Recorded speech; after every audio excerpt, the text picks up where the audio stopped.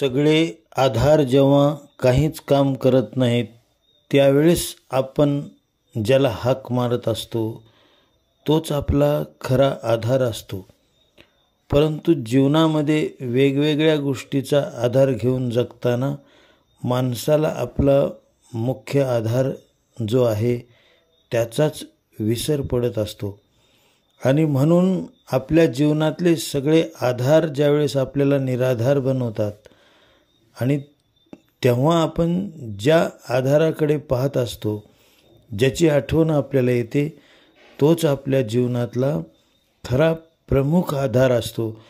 आणि म्हणून संकटामध्ये जशी आपण त्याची आठवण करतो, त्याला हाक मारतो, तसं जर एरवीही आपण त्याला त्याच पद्धतीने आठवत राहिलो तर खऱ्या अर्थाने आपलं आणि त्याचं सख्य जमणार आहे.